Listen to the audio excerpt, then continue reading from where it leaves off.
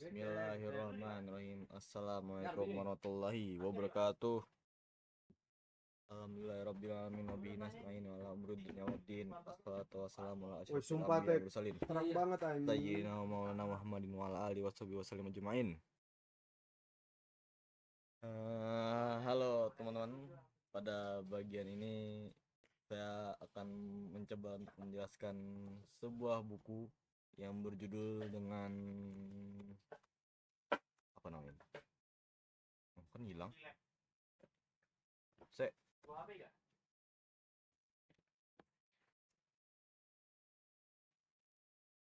Kini nggak bisa di-post ya? Yaudah ntar dipotong. Oh hilang ini. Nah, ini dia. Saya akan menjelaskan buku yang berjudul dengan ini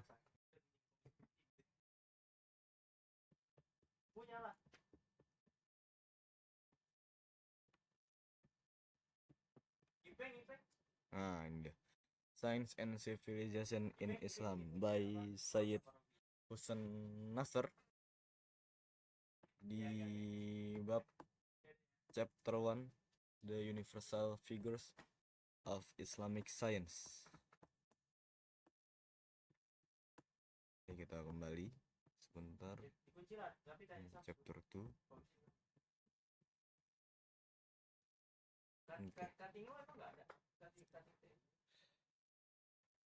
Pada bagian ini saya akan menjelaskan beberapa hal pemahaman saya. Chapter ini membahas tentang siapa sebenarnya tokoh ilmuwan dalam peradaban Islam dan apa yang membedakan mereka dengan ilmuwan modern.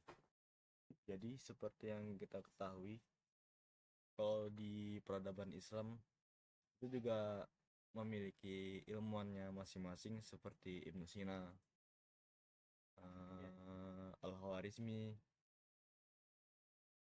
Nah, di sini kita akan membahas tentang bagaimana ilmuwan-ilmuwan tersebut berperan, juga menciptakan bagaimana perkembangan ilmu di peradaban Islam dari pandangan seorang Sayyid Hussein Nasr. Menurut Sayyid Hussein Nasr, ilmuwan dalam peradaban Islam bukanlah spesialis sempit yang hanya fokus pada satu bidang ilmu. Mereka disebut sebagai hakim, atau yang artinya orang bijak. Jadi dulu mereka juga memiliki yang namanya gelar hakim, di mana mereka memiliki ilmu yang bisa dibilang cukup luas. Saking luasnya bisa kita ibaratkan seperti pohon yang memiliki banyak cabang sehingga menaungi di sekitarnya. Setiap cabang bahkan menghasilkan buah-buah, di mana bisa bermanfaat untuk kehidupan di sekitarnya, untuk manusia, untuk hewan, seperti itu.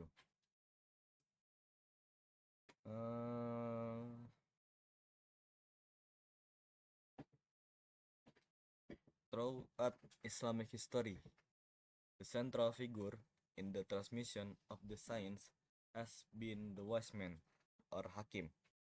He has usually been a physician or a writer and a poet, an astronomer and mathematician, and above all a sage in this figure of the hakim. One can see the unity of the science as so many branches of a tree whose trunk is the wisdom embodied in the sage.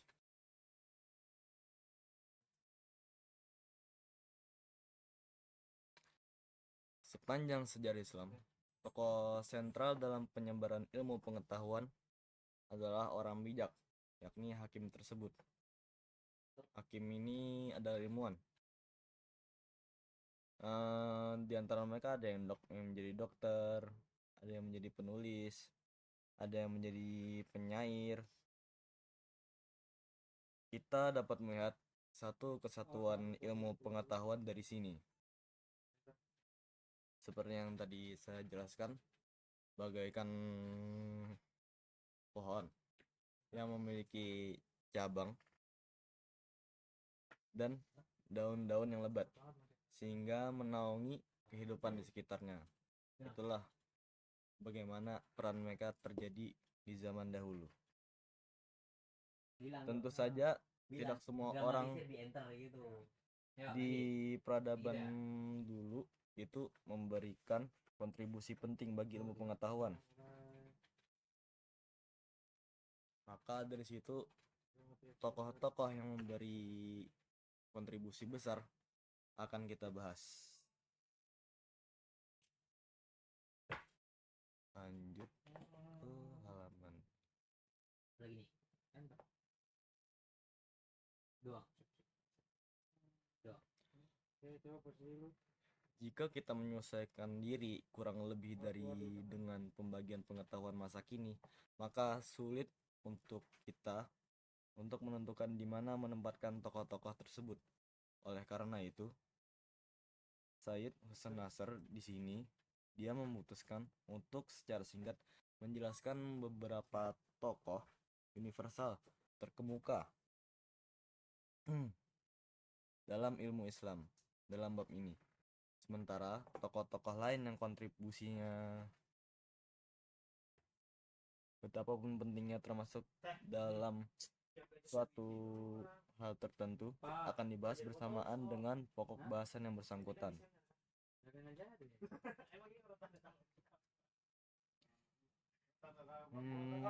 Especially in mathematics, but they are the hakims whose names appear in nearly every field of Islamic science and who have left an indelible mark upon the intellectual life of Islam, terutama dalam matematika. Tetapi mereka adalah para hakim yang namanya muncul di hampir setiap bidang ilmu Islam, yang telah meninggalkan jejak yang tak terhapuskan dalam kehidupan intelektual Islam.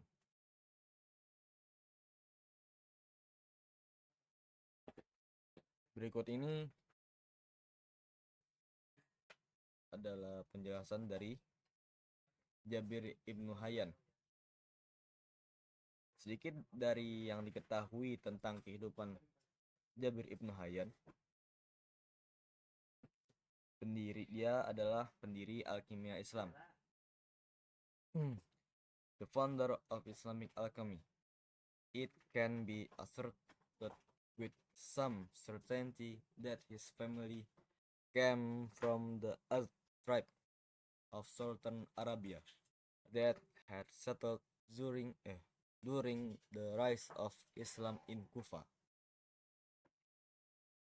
Dapat dipastikan bahwasanya keluarganya berasal dari suku Azd di Arab Selatan yang menetap di Kufa selama kebangkitan Islam. Ayahnya seorang Syiah telah bersekongkol melawan Umayyah di Khurasan.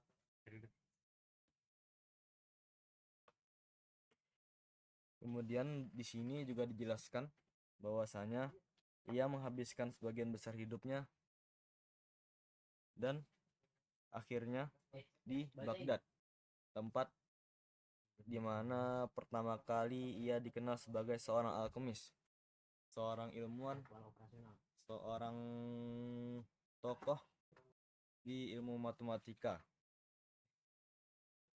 Oh, salah, afwan. Seorang alkemis di istana Harun ar-Rasyid.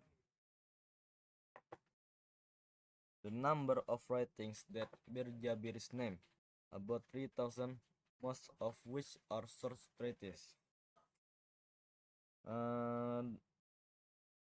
Dengan para wazir Abbasiyah bermakit yang berpengaruh, ia adalah seorang sufi dan seorang Syiah yang terkait erat dengan lingkaran Imam ke-6, Ja'far as-Shadiq. Dengan tercorengnya reputasi keluarga bermakit di istana, Jabir juga kehilangan dukungan tetapi ia masih hidup hingga masa pemerintahan Al-Ma'mun, meskipun tanggal kematiannya sama sekali tidak pasti. Jadi di sini dijelaskan bahwasanya kehidupan dia dari mana, di situ dia hidup di mana saja, bagaimana dia bisa menjadi seorang ilmuwan, mana dia pertama kali menemukan apa ya, menemukan ilmu yang ingin ditekaninya, dan bagaimana background dia, latar belakangnya dia untuk dikenal di kalangan masyarakat luas. Kemudian di sini juga dijelaskan tentang jumlah tulisan yang menyandang nama Jabir, sekitar 3.000, yang sebagian besar berupa risalah pendek, telah membuat orang banyak meragukan keasliannya. Saking banyaknya karya tulis yang dia buat, itu berjumlah 3.000, sehingga banyak yang meragukan keasliannya. Saking banyaknya, wajar saja ketika satu orang membuat karya tulis sebanyak itu dan tidak ada yang mengurusnya, kemungkinan besar banyak yang dipalsukan. Memang wajar sepertinya. Terus masuk ke halaman berikutnya.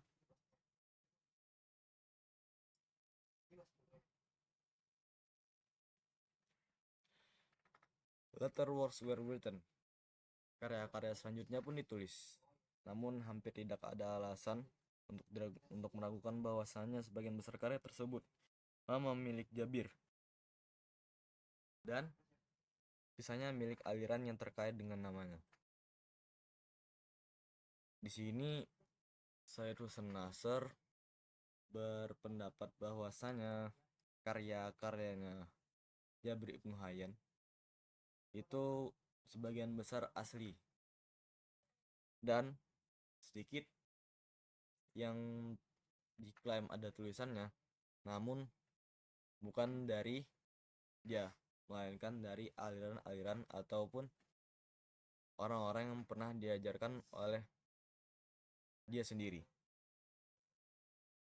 The question of Jabir is further complicated by the fact that under his Latin name, persoalan Jabir semakin rumit karena dengan nama Latinnya Jaber, di sini tertulis Jaber, there appeared a series of work in Latin for which there is no Arabic. Muncul serangkaian karya dalam bahasa Latin yang tidak memiliki naskah asli berbahasa Arab, sementara karya-karya lain oleh Jabir sebenarnya adalah versi Latin dari risalah-risalah yang termasuk dalam korpus Jabir.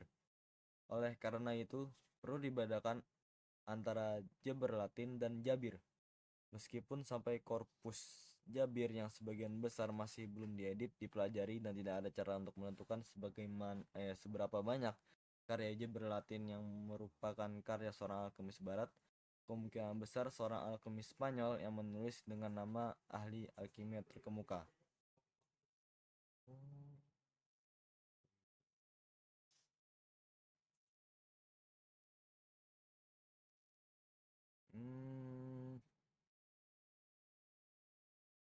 Karya-karya Jabir meliputi 112 kitab. Beberapa di antaranya didedikasikan untuk keluarga Barmakit, yang dijelaskan di halaman sebelumnya. Beberapa di antaranya 70 kitab, sebagian besar di antaranya diterjemahkan ke dalam bahasa Latin. Mungkin dari sini kita bisa melihat bahwasanya mulai adanya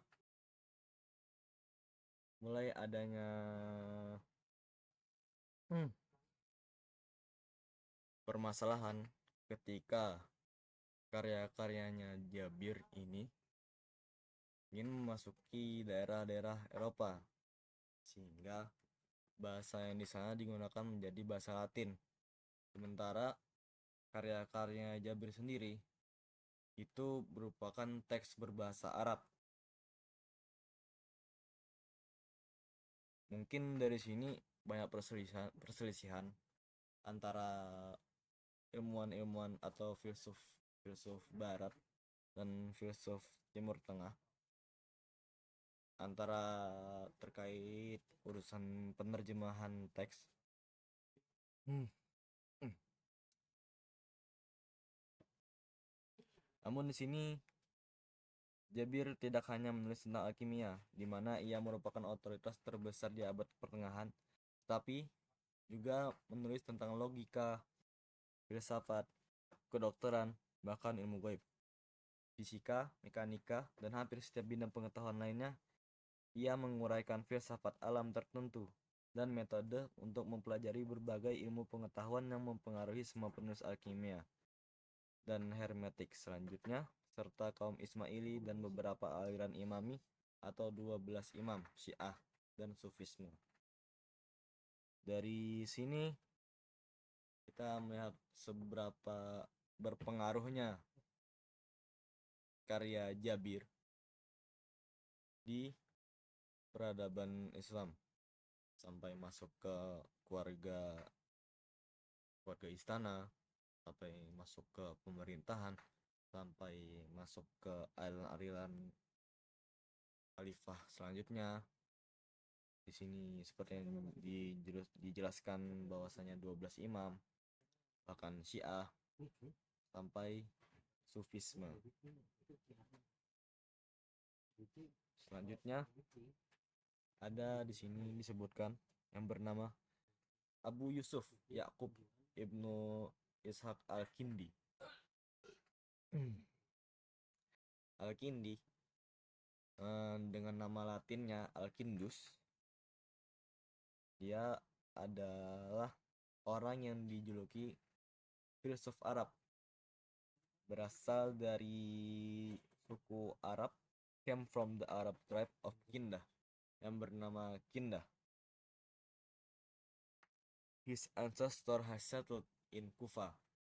Leluhurnya berasal dari Kufa, di mana tempat ayahnya menjadi gubernur. Al-Kindi menghabiskan masa mudanya di Kufa.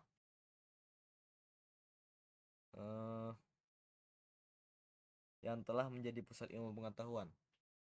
Ia mempelajari ilmu-ilmu agama serta filsafat dan matematika dan menjadi sangat tertarik dengan ilmu-ilmu filsafat setelah pergi ke Baghdad. Pada saat itu, gerakan besar penerjemahan ke dalam bahasa Arab telah dimulai.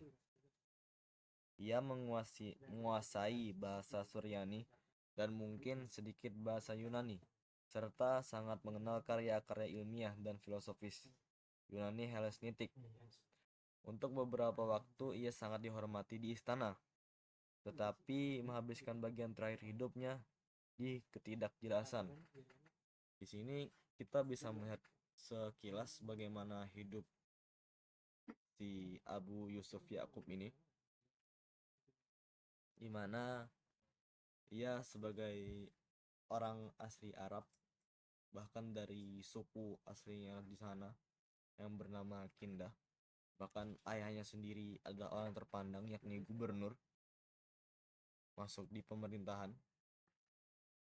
Dia juga menghabiskan beberapa waktunya di Kufa, di mana di sini dijelaskan bahwa Kufa ini telah menjadi pusat keilmuan. Karena itu dia pun mempelajari ilmu-ilmu seperti matematika, filsafat, dan setelah itu dia pergi ke Baghdad. Dari sini kita bisa melihat bagaimana sejarah singkat hidupnya. Lanjut ke halaman berikutnya.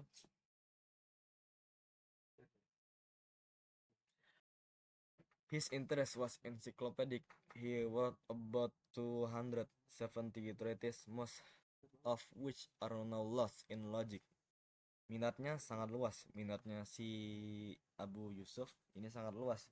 Ia menulis sekitar 270 risalah yang sebagian besarnya kini telah hilang. Dalam bidang logika, filsafat, fisika, semua cabang matematika serta musik, bahkan kedokteran dan sejarah alam, Ia adalah pendiri aliran filsafat peripatik Islam dan sangat dihormati di Barat abad pertengahan dan ketika masa Renaissance hingga dianggap sebagai salah satu ahli astrologi dan Cardano menyebutnya sebagai salah satu dari 12 tokoh intelektual besar umat manusia.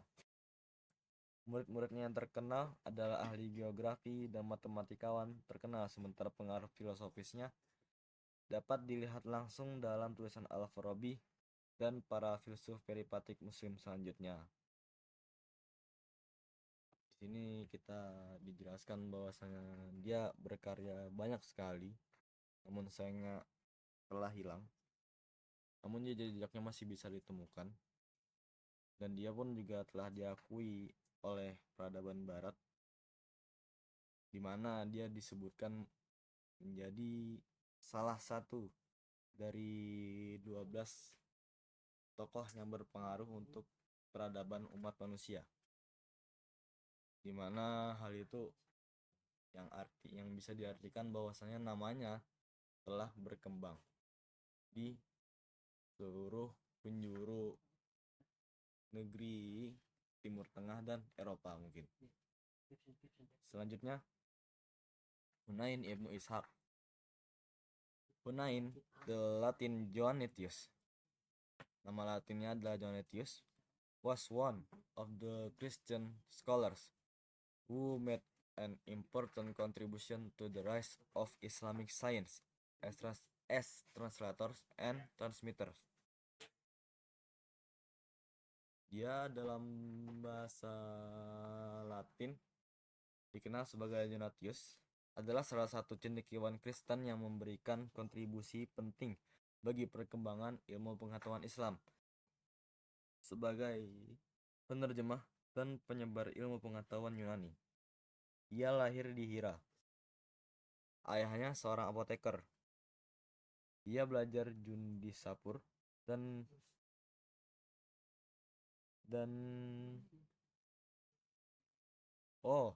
ia belajar di Jundisapur dan Baghdad.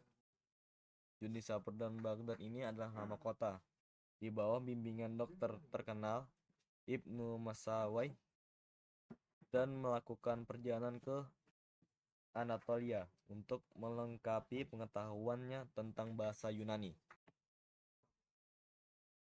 Ia dan murid-muridnya termasuk putra dan keponakannya ia dan putranya juga keponakannya membuat terjemahan teks Yunani dan Suriah ke dalam bahasa Arab yang paling akurat dan tepat, serta memainkan peran utama dalam meningkatkan minat umat muslim terhadap ilmu pengetahuan Yunani Helenistik. Hunain sendiri adalah seorang dokter yang luar biasa, yang karyanya cukup banyak dikutip sebagai otoritas oleh penulis muslim kemudian. Ia juga menulis tentang astronomi, meteorologi, dan terutama filsafat. Aforisme para filsuf karyanya terkenal di Barat dalam versi Ibrani, dan ia terutama dikenal karena studi dan terjemahannya tentang filsafat Galen. Dari sini kita bisa melihat sekilas bagaimana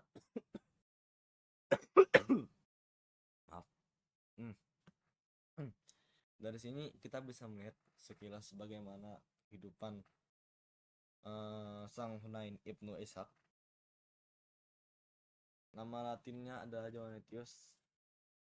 Dia sebagai penerjemah, bahkan dia mengajak anak dan keponakannya untuk membantu dirinya dalam menerjemahkan teks-teks Arab ke Latin maupun sebaliknya. Dia juga belajar dari kota ke kota.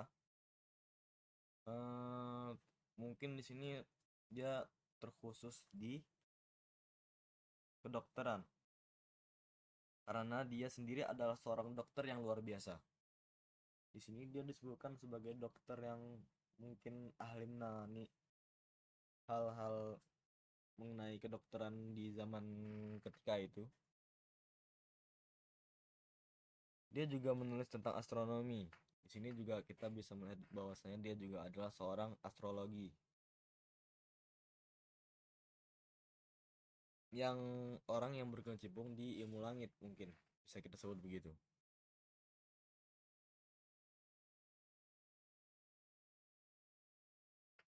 Selanjutnya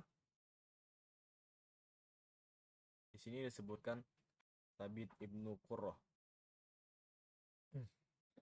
Thabit hailed from the community of Sabians in Haran, where there was a religious cult centered around the symbolism of the planets.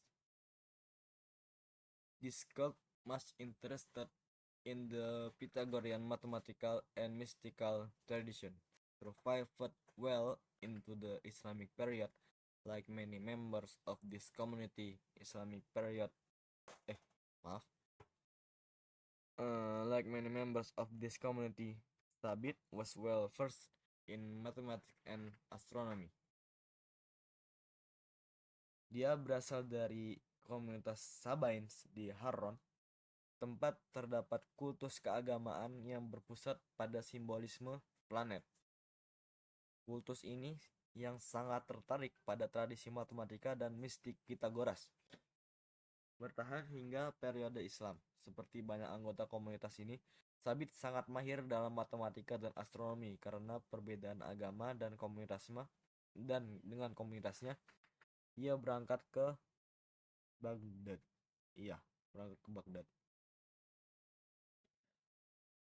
Di sini dia hanya dijelaskan berasal dari sebuah komunitas yang bernama Sabains di Harran, sebuah nama kota, di mana katanya di situ terdapat kultus-kultus agama yang berkaitan dengan pembahasan matematika dan teori Pythagoras. Dan setelahnya diceritakan dia ini pergi ke Baghdad dan di sana dia beruntung katanya bertemu dengan matematikawan yang berpengaruh, Muhammad Ibnu Musa Ibnu Sakir, yang menyadari kemampuannya sehingga dia Muhammad Ibnu Musa ini pun membimbingnya. Sabit segera meraih ketenaran di Baghdad dan menjadi astronom istana. Seperti tokoh-tokoh sebelumnya, Sabit ini menjadi orang yang cepat dikenal, bahkan langsung ke daerah-daerah istana, sehingga dia terkenal di antara keluarga-keluarga istana. Sabit adalah seorang penerjemah ulung, hampir sama pentingnya dengan Hunain yang tadi. Dan seperti Hunain, ia menulis karya-karya abadi di bidang kedokteran dan filsafat. Selain itu, ia juga menulis banyak risalah tentang astronomi, teori bilangan, fisika, dan cabang-cabang matematika lainnya. Ia memberikan pengaruh besar pada para ilmuwan muslim. Gema pandangan ilmiahnya terutama mengenai teori ketakutan terdengar di seluruh abad pertengahan di barat. Dari sini kita bisa melihat sekilas bagaimana kehidupannya Sabit, dimana juga dia selain menjadi dokter dan matematikawan, dia juga menguasai ilmu langit, juga filsafat. Dari sini kita bisa mengetahui bahwasanya di tulisan pertama tadi, tokoh-tokoh Islam itu hampir mencakup semuanya, tidak hanya dalam satu bidang. Kedokteran ada, filsafat ada, terus yang tadi disebutkan sampai ilmu langit juga ada, sehingga ini membuktikan bahwasanya kecerdasan umat Islam pada kala itu sangatlah luas, tidak terbatas pada keterbatasan yang ada ketika itu, seperti teknologi yang kurang mutakhir ataupun alat komunikasi yang kurang begitu. Selanjutnya ada Muhammad ibnu Musa al-Khawarizmi yang tadi disebutkan sebagai gurunya dari Sabit. Iya, dari Sabit. Al-Khawarizmi, the first outstanding Muslim mathematician with whom the history of this subject among Muslims properly begins, was born in Khawarizm, usually written as Khawarizm in most European source. Al-Khawarizmi, matematikawan Muslim terkemuka. Oh, ya, Al-Khawarizmi nama aslinya adalah Muhammad ibnu Musa. Eh, Matematikawan Muslim terkemuka pertama yang menjadi awal sejarah bidang di kalangan Muslim. Lahir di Khawarizm, makanya dikenal sebagai Al-Khawarizmi, yang sekarang dikenal sebagai Khifa. Sedikit yang diketahui tentang kehidupannya, kecuali bahwa ia menghabiskan beberapa waktu di Baghdad, dan beberapa sejarawan kemudian mengatakan bahwa ia melakukan perjalanan ke India untuk menguasai ilmu pengetahuan di India. Hanya sedikit riwayat kehidupannya, tidak sedetail tokoh-tokoh sebelumnya. Di akhir hidupnya dia katanya pergi ke India untuk merampungkan pengetahuannya tentang India. Ia menjadi ilmuwan terkenal di Istana Al-Ma'mun dan ikut serta dalam mengukur derajat busur bersama para astronom yang ditugaskan oleh Al-Ma'mun untuk tugas ini. Tulisan-tulisan Al-Khawarizmi yang mewakili karya-karyanya sendiri serta sintesis karya-karya matematika dari generasi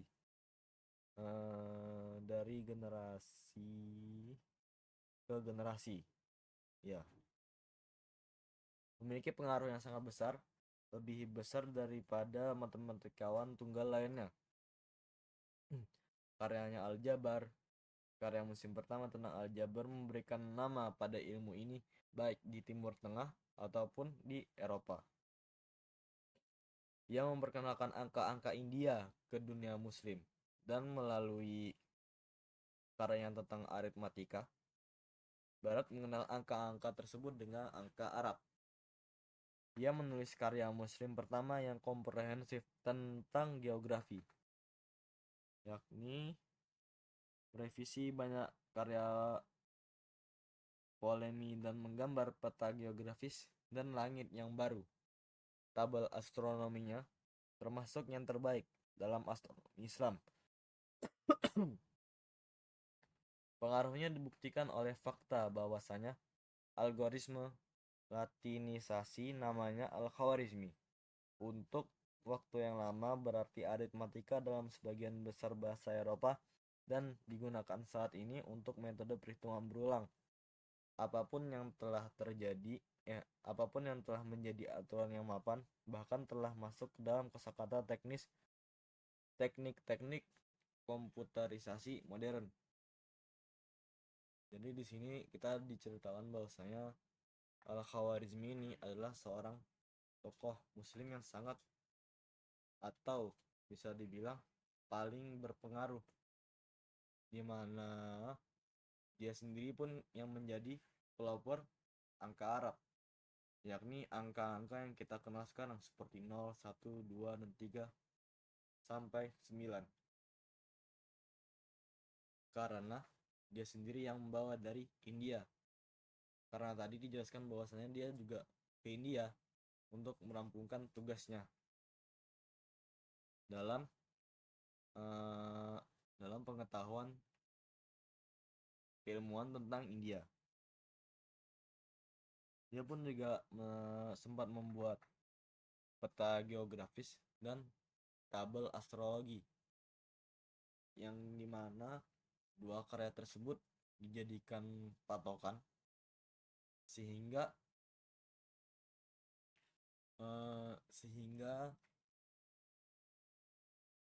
sampai sekarang pun masih dipakai sampai masuk ke teknik-teknik komputerisasi modern.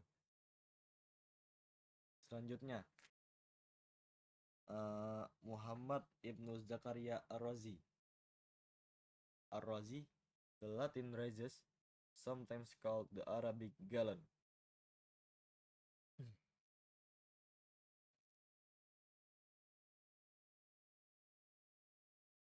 Ar-Razi dalam bahasa Latin, Rhasis kadang-kadang disebut sebagai Galen dari Arab. Dia adalah the greatest clinical physician of Islam. Dokter klinis terbesar dalam Islam, terkenal baik di barat maupun di timur tengah. Otoritasnya dalam bidang kedokteran hanya kalah dari Avicenna, yang mana ia unggul dalam kemampuan pengamatannya.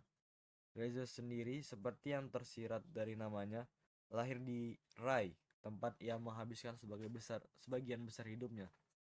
Konon, ia adalah pemain kecapi yang pada usia 30 tahun beralih dari musik ke alkimia. Kemudian akibat melemahnya penglihatannya relatif di usia yang lanjut, ia mencurahkan seluruh perhatiannya kepada ilmu kedokteran yang tampaknya telah diminatinya sejak usia muda. Ia belajar kedokteran dan mungkin filsafat dengan Ali Ibnu Rabban at-Tabari.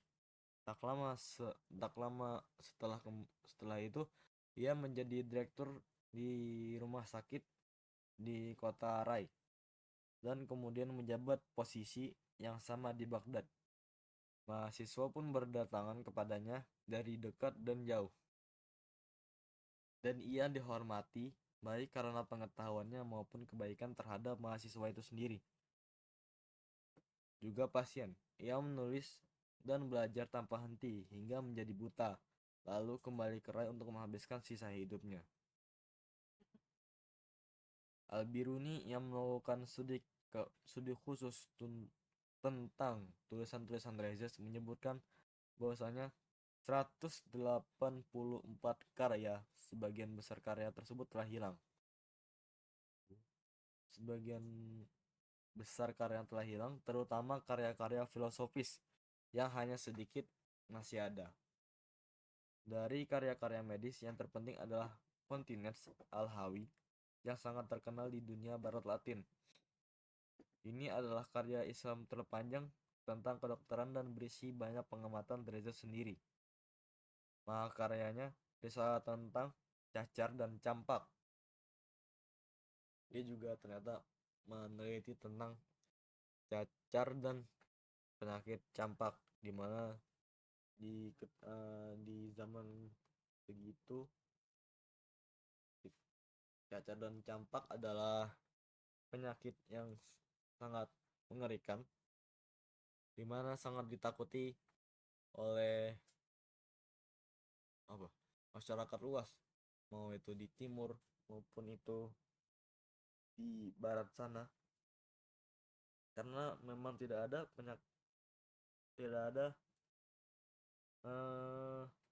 penyakit yang lebih ganas daripada cacar dan campak ketika waktu itu, sedangkan obatnya saja masih belum ditemukan.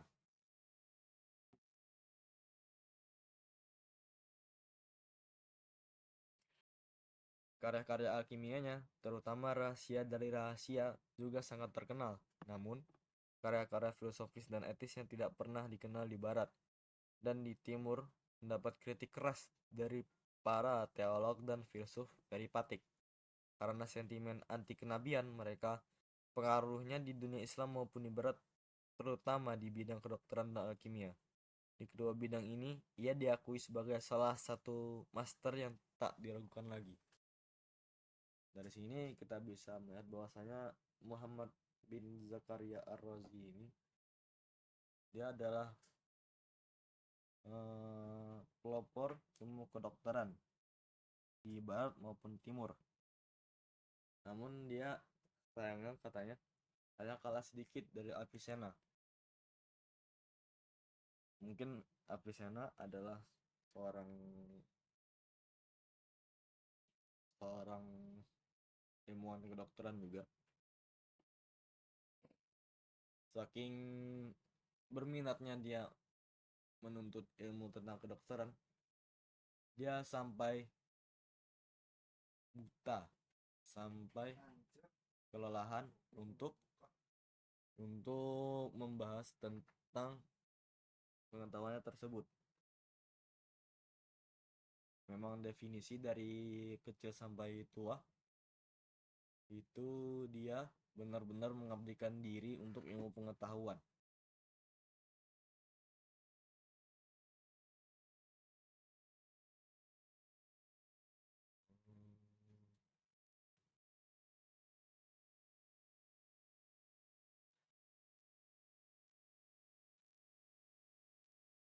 Bentar.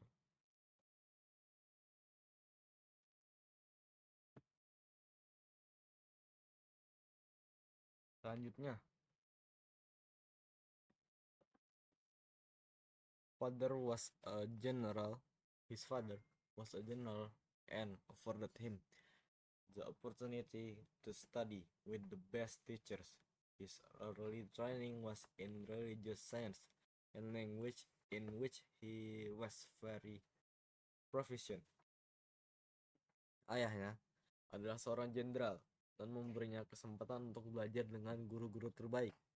Pelatihan awalnya berfokus pada ilmu-ilmu agama dan bahasa, di mana ia sangat mahir. Sejarawan kemudian mencatat bahwasanya ia menguasai hampir setiap bahasa. Ini berarti menunjukkan kemungkinan besar ia menguasai banyak bahasa. Tentu seperti bahasa Arab, bahasa Persia, bahasa Turki, dan mungkin beberapa dialek Asia Tengah dan bahasa lokal di kemudian hari. Ia tertarik pada filsafat dan ilmu pengetahuan, tetapi tidak seperti banyak tokoh serupa dalam sejarah Islam. Ia tidak tertarik pada kedokteran. Ia berangkat ke Baghdad yang saat itu merupakan pusat pembelajaran, di mana ia belajar logika dengan Abu Bisr Matta Ibnu Yunus, seorang Kristen yang tidak diragukan lagi merupakan ahli bidang tersebut. Kemudian, ia sendiri menjadi otoritas terbesar dalam logika dan melatih para ahli logika dan filsuf terkenal seperti filsuf Kristen Yahya Ibnu Adi setelah 20 tahun di Baghdad. Al-Farabi. Ya. Dia berangkat ke istana Saif ad-Daulah di Aleppo, tempat ia menghabiskan sisa hidupnya dan meninggal sangat dihormati dan dimuliakan. Dari sini kita dijelaskan tentang seorang tokoh juga yang bernama Abu Nasr al-Farabi. Ayahnya adalah seorang jenderal dan dia diberi kesempatan untuk bertemu dengan guru-guru terbaik pada masanya. Namun berbeda dengan yang lain, beliau ini cenderung tidak menyukai ilmu kedokteran. Sebaliknya, ia bisa berbagai bahasa.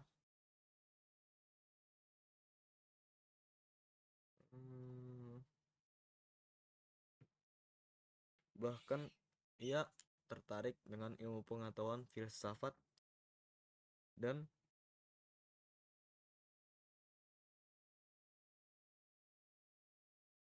tentang bahasa. Al-Farabi adalah orang pertama dalam Islam yang mengklasifikasikan ilmu pengetahuan secara lengkap, menentukan batasan masing-masing, dan menetapkan dasar yang kokoh bagi setiap cabang ilmu pengetahuan. Karena inilah ia disebut sebagai guru kedua.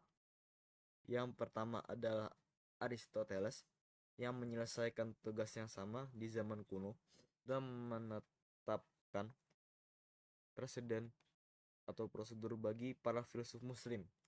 Al-Farabi juga merupakan komentator muslim besar pertama tentang Aristoteles. Dari 70 karya Al-Farabi yang dikutip, setengahnya dikhususkan untuk logika, yang mana ia adalah pendiri sebenarnya dalam Islam, termasuk komentar atau parafrase seluruh organon karya Aristoteles. Komentarnya tentang metafisika membantu Avicenna memahami karya tersebut. Tentang metafisika, dia menulis karya-karya independen seperti matematika, etika, dan filsafat politik. Sekali lagi, ia dirikan dalam Islam. Ia adalah seorang sufi yang taat dan semangat dalam Islam. Sufisme mengalir di seluruh karyanya. Ia juga merupakan salah satu ahli teori musik terkemuka di abad pertengahan, dan beberapa karya musiknya telah bertahan dalam ritual persaudaraan sufi, terutama di Anatolia hingga zaman modern.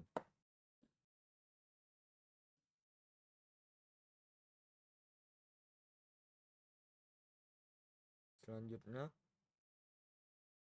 Abu Hasan al-Mas'udi, one of the outstanding historians and scientists of Islam. Al-Mas'udi, dia adalah salah satu sejarawan ilmuwan Islam terkemuka. Lahir di Baghdad. Ia adalah seorang penjelajah dunia. Setelah melakukan berbagai perjalanan melalui Persia, Asia Tengah, India, dan Timur Tengah, dan menurut catatan tradisional telah berlayar melintasi Laut Cina dan menuju Madagaskar. 10 tahun terakhir hidupnya dihabiskan pertama di Suriah dan kemudian di Mesir, di mana itu adalah tempat dia meninggal. Al-Mas'udi belongs to the tradition of universal historians, termasuk dalam tradisi sejarawan universal seperti At-Tabari dan Al-Yaqubi. Karyanya seperti Pandangan Rumput Emas dan Tambang Batu Mulia merupakan karya penting di bidangnya. Karya ini menunjukkan bahwasanya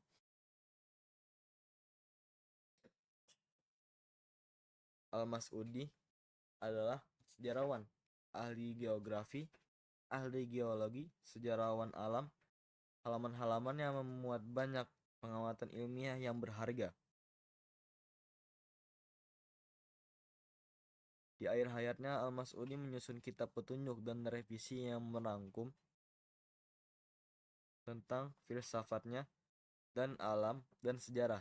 Al-Mas'udi juga menulis karya-karya tentang pertanyaan filosofis dan teologis. Tetapi reputasinya sebagai cendekiawan dan ilmuwan bergantung pada dua karya utama yang masih ada tentang sejarah dan sejarah alam. Karya-karya ini cukup untuk menjadikannya sebagai salah satu tokoh ensiklopedia dalam ilmu pengetahuan Islam.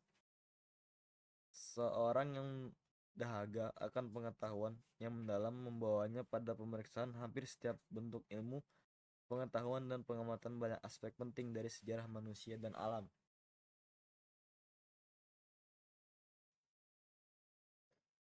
Selanjutnya ada Abu Ali Al-Husain Ibnu Sina.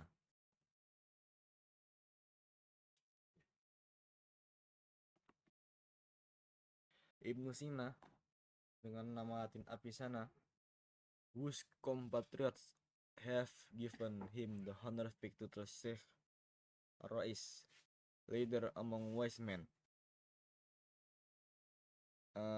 Ibnu Sina yang dalam bahasa Latin dikenal sebagai Avicenna oleh rekan-rekan sebangsanya diberi gelar kehormatan Syekh Ar-Rais, pemimpin di antara orang bijak atau hakim.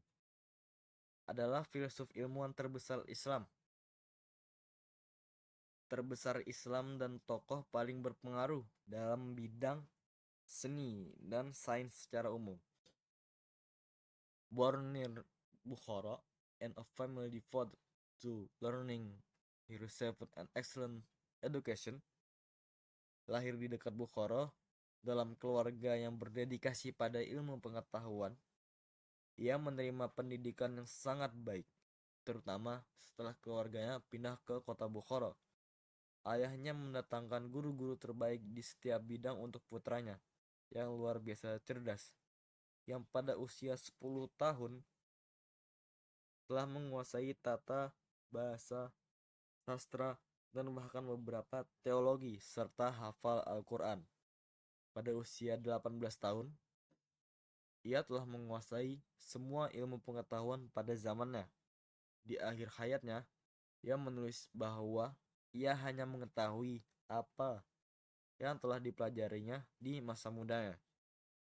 Karena perubahan kondisi politik di Asia Tengah dan kematian ayahnya, Avicenna meninggalkan tempat kelahirannya dan berangkat ke berbagai kota di Persia, memulai kehidupan pengembaraannya yang berlanjut hingga hari-hari terakhirnya. Sudah terkenal sebagai seorang dokter yang jasanya dicari oleh semua orang, ia menemukan banyak pelindung di mana-mana. Ia tinggal di Rai, kemudian untuk beberapa waktu di Hamadan, di mana ia bahkan menjadi wazir dan menghadapi kesulitan politik, dan Isfahan, di mana ia menikmati masa damai yang relatif lama.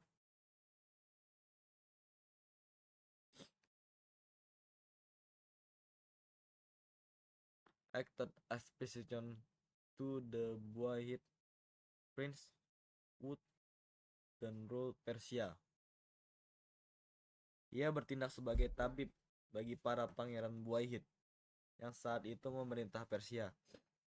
Akhirnya, karena mengantisipasi kematiannya sendiri, ia kembali ke Hamadan, di mana ia meninggal dan di mana makamnya berada hingga saat ini. Avicenna adalah seorang pria dengan energi yang luar biasa. Although living in turbulent times and often occupied with state matters, ia hidup di masa yang penuh gejolak dan sering disibukkan dengan urusan-urusan negara. Ia menulis 250 karya dengan panjang yang berbeda-beda. Beberapa di antaranya bahkan didiktekan saat menunggang kuda, sambil menemani seorang penguasa ke medan perang. Kekuatan konsentrasi dan kedajaman mentalnya telah menjadi peribahasa di timur. Karya ini diterjemahkan ke dalam bahasa Latin dan diajarkan selama berabad-abad di universitas-universitas barat.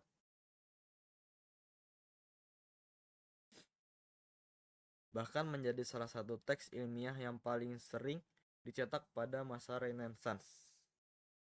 Yang kedua adalah ensiklopedia monumentalnya, Book of Healing, Kitabus Shifa.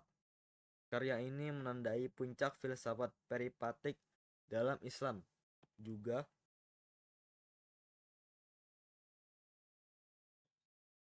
berisi bab-bab penting tentang logika, serta ilmu pengetahuan tentang matematika dan alam. Bagian-bagian dari karya ini diterjemahkan ke dalam bahasa diterjemahkan ke dalam bahasa Latin pada abad ke-6 sampai ke-12. Pertama sebagai bagian dari Incanabula dan kemudian sebagai karya terpisah.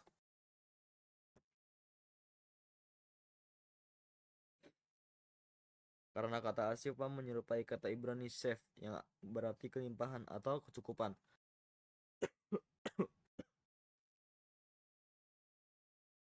Judul dalam bahasa Latin menjadi sufficientia, atau lebih jauh lagi hanya sebagian dari fisika yang dikenal sebagai sufficientia. Sedangkan bagian lain dari buku tersebut memperoleh judul yang berbeda. Bagian yang dikaitkan dengan Aristoteles hingga zaman modern. Pengaruh Avicenna di timur dan barat sangatlah besar.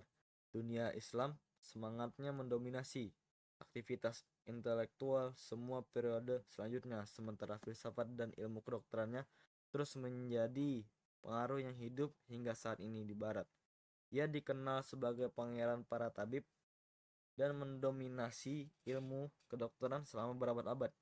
Sementara pandangan ilmiah, filosofis, dan teologis yang meninggalkan jejak yang mendalam.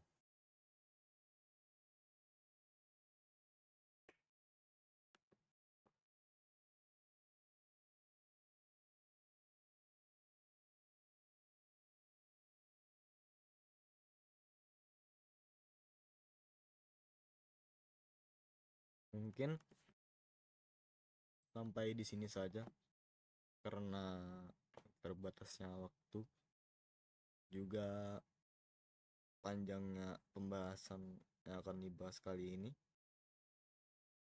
Saya Muhammad Rifki Asidiki izin pamit undur diri. Assalamualaikum warahmatullahi wabarakatuh.